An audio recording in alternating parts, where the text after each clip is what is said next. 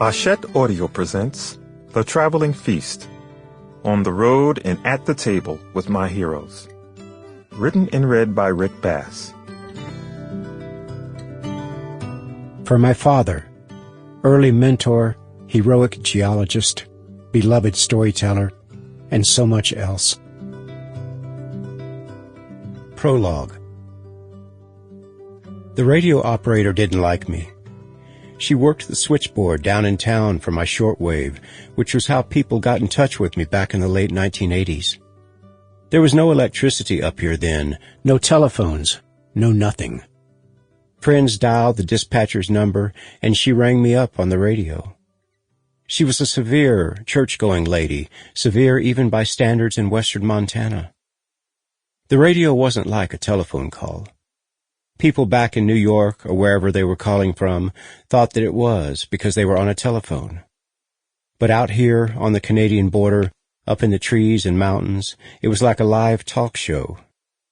Everybody in western Montana could hear our conversation, which was broadcast over the radio, and during the short winter days, the long winter nights when entertainment was scarce, that was what a good number of the folks up here ended up doing, monitoring one another's shortwave calls to hear all the dirt. The radio dispatcher didn't like me because my callers were often drunk and used coarse language. I was too shy to tell them, my callers, that they were on the air, and besides, with many of my friends, so wild. This would only have inspired them to further profanity. I merely quivered and winced, imagining the church lady operator listening, imagining my neighbors listening, imagining, in bouts of winter paranoia, the FBI and the FCC listening, taking notes. Why my friends told me these things in the first place, I didn't know. I hadn't asked to hear them, neither had the church lady, but since I was too shy to tell them, please stop it, the operator and I listened to the editor, Gordon Lish, use the F word like water.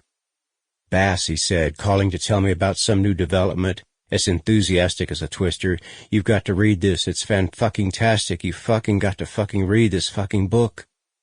The church lady didn't even clear her throat. I trembled at some of the things she had to listen to, and wouldn't have blamed her for holding them against me, but I never dreamed of saying anything to any of the callers. All my life I'd been shy, and I wasn't about to change that.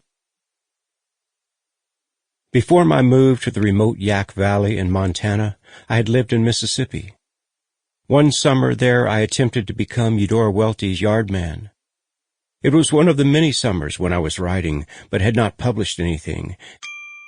Sample complete. Ready to continue?